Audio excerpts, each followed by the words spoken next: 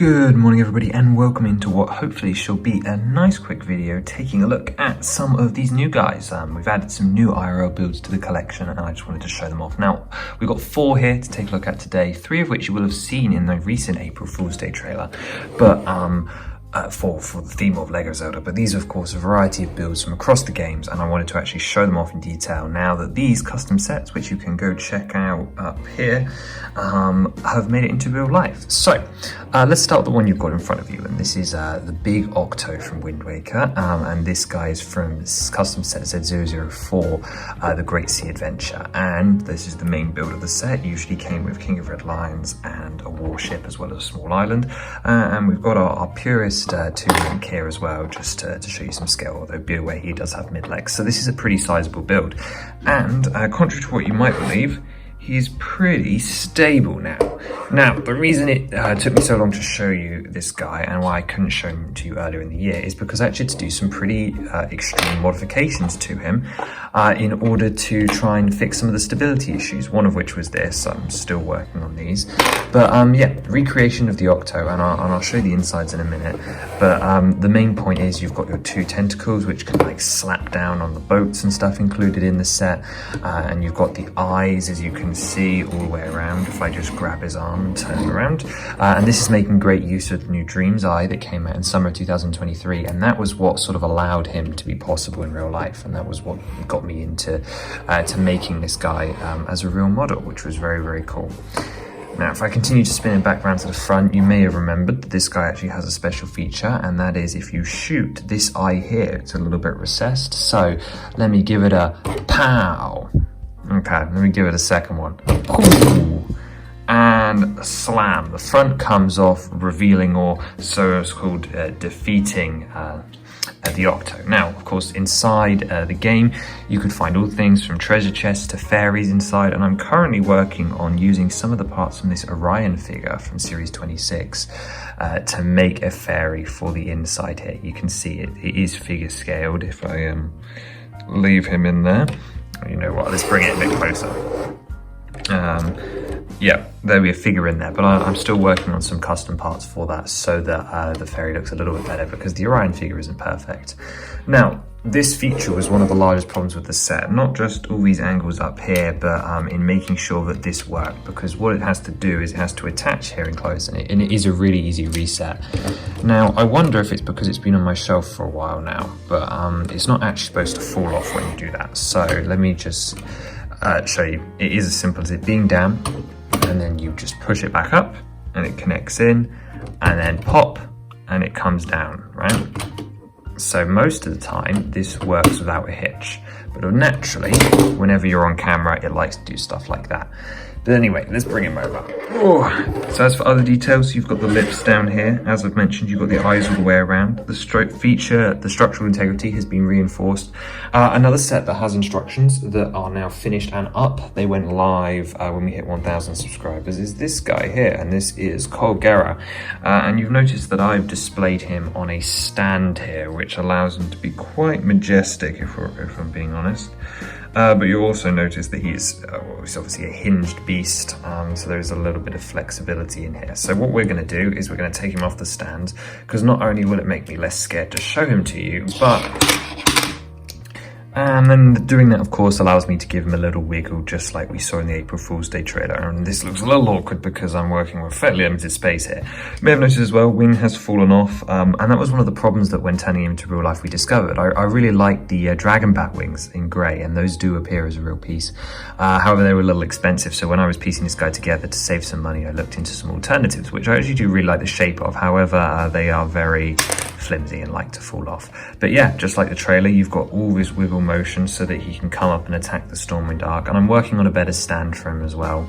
I would say if you do end up getting instructions, which are free over on the Rubricable, you want to get hinges and ball joints that are pretty new, because I say if you want to play with this thing or flex him around at all, you're going to get some stress tolerances. But generally speaking, you can do pretty much anything you want with him and he'll stay in one piece. I want to like dramatically display him, so like have him curling round as if he's climbing up. I also really want to get new new fins for him. But yeah, I want to be able to like curl him, something like this, so it looks like he's rising up and like soaring around, and then eventually get one of the boats from Erakuda Ambush. You've also got this, which is his jaws. As I've mentioned multiple times, you can detach them, and then obviously you could fuse them to like a lightsaber hilt and have them to like whack like a kohga or a sickle or something. That'd be pretty cool. I also need to custom print the eyes. I will do that at some point with stickers on these 4 pieces here, but again, I just haven't got around to it yet. As for the sections, let's turn them over. You can see underneath is the icicle crystals that you usually smash through. On top, of course, we have all of the spikies, and underneath you're using these transparent dishes. And technically they're not supposed to fold out of the way, but you could fold them out of the way to show them getting shot with arrows, which would be pretty neat. But yeah, as you can see, I've moved him around without any problems so far. We've got the tail at the end, but bits are falling off. And there goes a breakage, as you'd expect. But yeah, another very cool one. Let's bring in something a little bit different then. Wait, that's not a Zelda thing. Let's just, switch this out of here for an official flower. This is so cool, I love this. But what I'm actually here to show you is this. So again, this is going to be slightly difficult to show you because of the long stem, but here we have my Silent Princess. This is the flower from the 00030, the botanical collections, or the Hyrule botanical collections, and I've been dying to make this forever, but the parts have just eluded me. It's not finished yet. In fact, can I just... so I've taken the stem off here just to make it easier, but it's not finished yet because I want to get a second flower, and then I'm going to have 2, just like the actual flower is appearing in the main game logo. So yeah, this is very, very cool. I really like how this has turned out. It's given me a couple of insights into structural, most of which will be fixed just when I get all of the parts. I've had to make a couple of modifications just so I could actually see what it would look like and test things, but I'm really pleased with like the petal gradients. And as I said, I love how it looks as well. So again, another really, really cool IRL build. And again, instructions will come for this once I finish the build. I just need the rest of the parts. So next Bricklink order, they're coming. But yeah, I'm really, really pleased to have this. And if you're wondering, it does work pretty well with the other flowers. I just don't have any here with me on display. But let's get that Pikmin out of the way. As I'm building a graveyard of parts in front of me, let's bring in build numero 4 and our last one for today. This is the other one that was featured in the trailer. And this is the Lizalfos encampment. You can see we've got my purest Lizalfos here, which is using a brick built head. Not my favorite idea ever, but it's the only real way to convey them without like resorting to the Series 5 Lizard Man. We've got a boomerang, and then he's mostly using Triceratops parts. And I do want to find a new tail at some point, but for now this is fine. This does the job of recreating a green Lizalfos that can be placed on the base to fight Link, who here is in his Sheikah Short variant, but you've seen this guy before. So just like Custom Z0020, which is the Lizalfos Battle Pack, this splits into multiple sections. So you can see we've got 1, 2, and then 3 and 4. So you actually get 2 of these in this custom, and I do want to pick up some more of these so that I can have, well, more bridges. But the idea is that with this connector module, you can arrange them in different ways. So we have them in the L shape, but just to demonstrate a point, let me put them in a straight line. And I'll bring this guy back in, and I was going to attach it to this central one, but I can't. But we'll just put it back on the end here. Actually, you know what? Let me just show this to you up close. So this is 1/4 of the huts. If you get 4 of these, you can actually make a completely spherical hut, and that is eventually my end goal, is I want 4 of these. You've got the fish bones here, you've got a barrel with the sphere, and then this clamshell up the top. And yeah, this was always designed to be a battle pack build that could be multiply combined, and I hope to do so one day with some more Lizalfos and some more bridges, because I think it looks really, really cool. So again, this guy featured in the trailer, but you really didn't get to see, well, the full translation and also how it all comes together. So nice to have there again. Can you imagine if that got even bigger? It would finally sort of complete that vision we had of just like this whole Lizalfos base network. But yeah, I promised I'd keep this one short, so let's just leave it there with those 4 builds. Well, the short chill video just got a little bit longer because we have some new late additions. So we have Eagle Hand Attacks here. This is a set from Wave 3, filled with play features based off Age of Calamity when the Yiga invade the castle town, like outskirt village, in Mission 5. So let's take a look at these buildings. I want to show you them up close as well, but this is the whole set. This is everything in it. This is one of the first times I've actually been able to get the whole set here, because a large amount of here is filled up with negative space, so that you can have figures that can walk around and have battles and actions that take place here like they would in games. So that's the whole sort of thesis behind this, is that the play space is out here at the front. But it comes with two side accessories. Firstly, this fountain here, which is modelled after, of course, the royal crest. So you've got just like a smaller version of the bird wings here, with the Triforce triangle here at the top here. You've got water here. It's actually a stepped fountain. I've been using this design since Wave 1, using actually too many pieces almost. I might simplify aspects of this before I put the instructions up. But let's get to play features. We also have this side build here, which is a collection of storage barrels that would be useful for our Hyrulean citizens. And if I pull out this lever, yep, they fall over, and the idea is that their contents spills everywhere. So we have this barrel here, which was filled with this rock element, which came in the dried flower bouquet, and this is here to represent rock salt or another mineral that's been mined.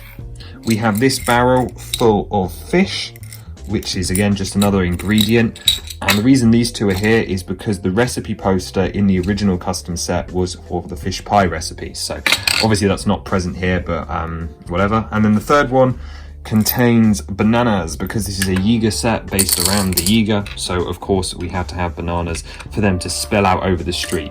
And you could make a nice mess out here in front of the buildings to show the chaos. But that's not the only way to show the chaos. Let's sweep this out the way. And bring the buildings closer, because we can do some damage to the village. If I give this action feature a little flick, we can knock down the flags and they've fallen over, again showing more of the chaos. Obviously the fountain should be here as well, but I'm going to move it out to the side.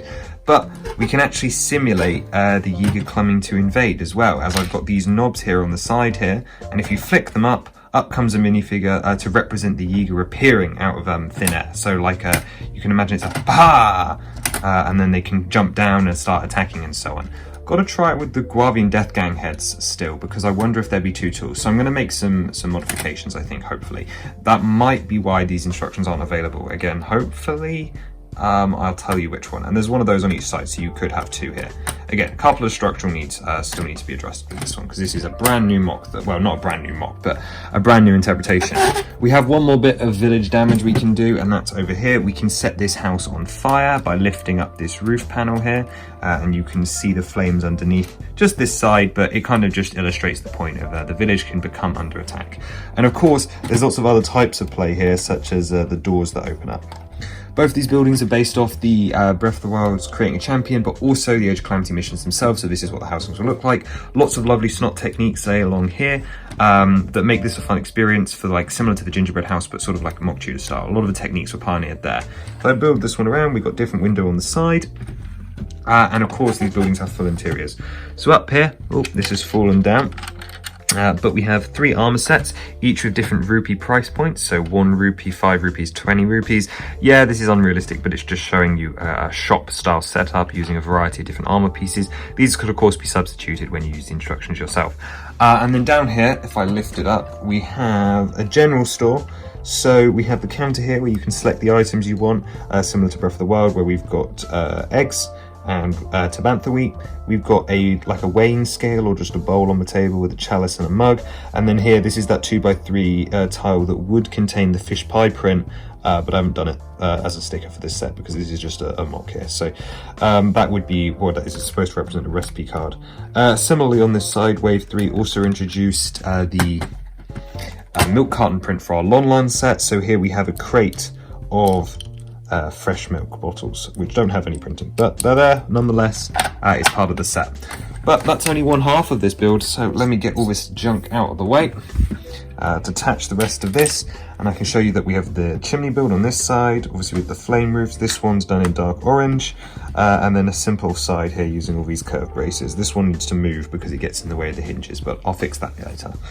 And then here on the inside, on the top floor, we have a bed with 2 pillows that have been put back a little bit roughly. We've got a bit of empty space around the back, and then we just got a table over here with a book in it as well. So again, just like someone's apartment, maybe Sidra the blacksmith. But down here is the actual blacksmith itself. My favorite feature is the little hammer, which acts like you're forging it, like put a sword on there and like give it a thump. And just in the back, you can see we've got some flames, sort of above the mantelpiece. We've got a great flame blade and a great frost blade from Breath of the Wild here with their handles. A bow that's been finished on a rack to buy, as well as a variety of other weapons. Spear, sword, and double-handed axe. It's supposed to represent the 3 weapon classes, and bow, obviously, so 1 spear, 1-handed, and 2-handed. And then you really can't see it, but that's actually like a dunk pool. There's some water in there, so like you can cool off the swords as they're heated. But that might be another set, but I've got another couple. So even if instructions aren't out for some of these today, they will be coming before the end of the year. Watch the community tab, because everything I've shown you in this video will have instructions before December 31st. We have the Tears of the Kingdom car from the second trailer that can roll around on the floor. It's obviously built out of wooden panels, and around the back you can see we've got a Zonai big battery in there. We've got our Champion's Tunic Link mounted on a bracket at the moment, but if I just pop him off, you can see how that works. 2 of the headlamps using this wonderful opalescent piece. These are supposed to represent small wheels, no printing or anything, and actually no wheels in them, instead using the boat studs. It's completely built upside down, and of course you've got the steering stick. And of course, like you would expect for any Zonai creation, take the wheels off, take the steering stick off, which has a bit of Zonai glue at the bottom. You can pop the battery out as well, although I bet it's going to be really fiddly if I try to do that. And I'm actually using the Minecraft disc element to represent the larger Zonai wheels pattern there. And we can also just like pop the headlights out. But again, I think it's going to be really, really challenging to do, and I'm not trying to waste you guys' time today. So yeah, headlight build just pops up. And then of course you could do some rearranging if you wanted to, but we'll leave that for now because we've got 2 more to take a look at, very small ones. We have Staunox here. He was featured in a Wave 4 set, specifically the Hyrule Castle Lockup Escape, which is one of our castle expansions. And while unfortunately the instructions for the castle itself will not be going live, this guy will be. So he's using the larger Dreams eyepiece, and he's got his head here that can go side to side. Yes, he's the wrong scale for a figure, technically. He's a little too small, but he's cheapified, and the goal was that he would suit the prison set rather than just being a good Hinox. If you want a good Hinox, Hinox beat Rampage from Wave 3, 0035, still 37 even. But yeah, he's got a little bit of articulation in the arms. They can go up and down and go out and side to side. Try to represent the transparent nature of the rib cage, but with a bit of 3D bits on the side as well. And his legs are a bit posable, but not really, and they will easily fall apart, so just be careful there. But this Dream's Eye has not only saved this build, but also the Octo. I know it's not perfect, but it's close enough. If I can get the Beholder Eye from the Dungeons & Dragons set, I will. But that's a quest for another day. Here we have my Guardian Scout. He's a new addition. I already have a Guardian Scout. This one didn't specifically appear in any set, but the reason I tried to make this guy was because of this piece. This piece came in an Ninjago set back in 2022, I want to say, part of the Evo, not the Evo line, the new reboot, Dragons Rising Series 1, and this guy was wearing it as a helmet, and I looked at it and went, it is the perfect shape for small Guardian Scouts. So I designed one around this scale, and it just so happened that this allowed me to get a feature onto this guy now. So if I loosen up his core a little bit, I should be able to make him do his spin move from the shrines when they come at you. And you've got 4 connection points, so he should be able to attach the different weapons. At the moment, we've got the sword and shield combo, but we could go for spear. We could go for a bigger shield. I want to get the ovaler one. He's got his legs here using the superhero poser pieces and just a bit of tan detail. I did come up with a slightly smaller one, but I felt that this function and this scale works slightly better, despite him being slightly wonky. If you guys want, I can do instructions for him, although I didn't think you would. Maybe I'll do him as part of a small pack bundle with the Skyward Sword Land Guardian and Gloom Hands and stuff, just so that I can get them up there for you guys to have. But yeah, those are the last additions. Well, well, well, what a surprise. Another build in this video that Octane promised was going to be short. Well, this video kept getting pushed back, so I kept building more builds. So here is another one. We have the Master Kohga helmet, which is actually featured in Wave 3 of the custom set showcase, 0041. You can actually see here that he's built on a display stand very similar to the other Star Wars helmets. I've also got some promotional photos which I took with him. I've even managed to print a sticker for him, as you can see down there on the black. So obviously this is a bust from Master Kohga from the game Breath of the Wild and Tears of the Kingdom, specifically the Breath of the Wild version. Not that there's that many differences between the designs. You can see we've got this red head which has been curved off around the back. We have the collar frills, which are making some great use of some metallic gold elements, not pearl gold, metallic gold, and they're coming around here. And I really love the build for the earrings using this red pumpkin piece here. A couple of spring yellowish green dots that you can actually see on there. And really the only part of this one I don't like is sort of how flat the sides are, but to be honest, you don't really notice, and I guess human heads are kind of like that, just a little bit of texture. I mean, no space for ears, but I don't think they're there on the actual game model either. Up here at the top, of course, we have his little like wobbly antenna thing, and the base, as I mentioned, is just the same as a normal helmet. Instructions for him are in the works. It's going to take a little bit longer because dark red's actually a quite expensive colour, and obviously a lot of the older parts can be considered fragile, but really what stands out here is definitely the mask. So it's only really built in 3 directions, the same as the original, and I didn't have any trouble with the attachment methods, although I do want to clean some things up a little for the public release. So we have the eager eye here built obviously with tiles and various different pieces. This piece here was originally a ring on the set. This is a lot less refined, but it's the only piece that comes in this colour, so really it's the only option we had here. And then it curls around to the sides, which are just all white, and you've got these frills at the top and stuff. So a little bit faffy in places, but a really clean display piece. Of course, has to break off because we're on camera. But yeah, I'll put him to the back because it's not the only one I've done for right now. Is we have Goma and her lava from Wave 1. So this looks a little bit different from the Goma that appeared in Goma's Lair, because this is the remastered version. For the longest time I said I wasn't going to remaster Goma at all, but in the lead up to the tree I knew I wanted Goma, and when I looked at my original design, well, Goma's a really hard one, like lots of colours, lots of mess, a very big difference between her official artwork and her in-game model. And I did decide eventually to update her, not because I wasn't happy with the original, which admittedly looking back now that I have this one in hand, I'm not happy with the original, but the colours and parts were really hard to get a hold of. So this is a much more wallet and user-friendly Goma. So she has a tail, and again, she's at a smaller scale, so she's not as good as some of the other larger mocks where this can be completely posable, but it's just a fairly standard build. I've actually applied again a custom sticker here for the divide print. Not sure if I like it, might not keep it. But you've got these 2 arms around the back here, which have double ball joint posability, and these red claw pieces, which are slowly becoming more and more available.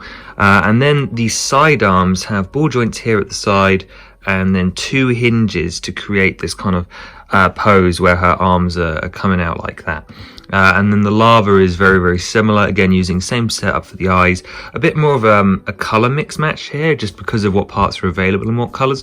But to be honest, I don't mind it. It's not like screaming out as like a problem, so I've actually got 3 of these to go with her. But yeah, I'm really pleased. I'm looking forward to displaying with the tree, and if this video comes out before the tree, which I don't think it will, you will have already seen her in that video, so this was kind of a waste of your time. Anyway, to the back, because I have the big one, and we're going to have to clear some space actually, because this one admittedly is a prototype model. So don't judge me too harshly. Introducing the frox, complete with removable sections. Yes, so first things first, yes, this is not the colour of the frox from the games. Don't worry kids, I know. Secondly, did you notice the really cool jumping feature where the legs move? I'm going to put the better video on the screen. But yeah, as you lift and jump, the legs splay outwards. And I want to stress the key point, that it's very impressive that this model can survive such a beating. I have smacked this man, ooh dear, like what, 200 times or so today? I'm not even kidding, and the only stuff that's coming off are the removable ore deposits, which if you watched Z0072 Frox Mining Encounter, you'll know is entirely intentional, because these are the weak spots that you break off the creatures. So say you... Ooh, turn him around, shoot him in the eye up here, and you can lower these arms down so that he can collapse to the ground like so. Then your Link climbs up and knocks them off and defeats him like that. So that's another way you can play with the frox. But obviously the jumping feature is really where this one stands. He's multicolored because he's a prototype. I only built this model in real life to test if the functions work, which of course required me to make some modifications so that he can do the jump like so. Please don't tell me I've actually smacked him now. No, he's still fine. See, he's still completely sturdy. And in previous versions, I've actually had him like destroy here and break apart. And obviously the legs are under quite a lot of pressure to get that jump to work. So I'm really, really pleased with how sturdy he is now. Obviously, he's built mostly out of the Mounty Bowser set, but this is just to sort of to test my functions, my technique prowess. And now that I know he works, I can work on putting some instructions together for you guys. So taking a look at the details, of course, we've got the nose here with a roller skate piece, and I'm going to be turning this into the Obsidian Frox version.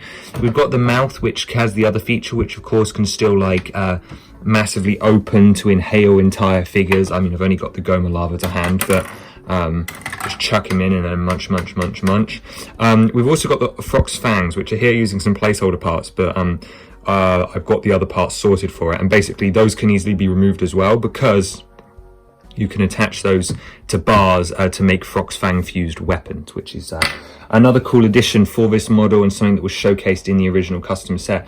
But yeah, just got all that creature sculpting to come into real life. So we have the rounded eyes. Again, parts are missing, you don't worry about that. But you can see we've got these rounded legs that are flying free, just like the Mighty Bowser, with this beautiful curved slope. It's a really, really sturdy model. And around the back we have the tail, which also flops and raises with the jump feature. But yeah, I'm particularly pleased with him. I'm glad that he made the transition into real life better than expected, given the complexity. But there you go, guys. I'm not crazy. The Frox works in real life. Now we just have to get him looking pretty with a new color scheme. And that just about does it for these extra 3 builds. It's another 3. Hopefully this is the end of the video. So once again, I'll say thank you for watching. Let me know what you thought of these down below and which ones you want to make sure are turned into instructions.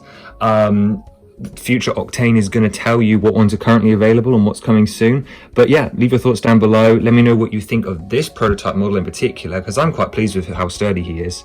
I wasn't expecting that at all. And I will see you again very soon. Take care now. Bye bye.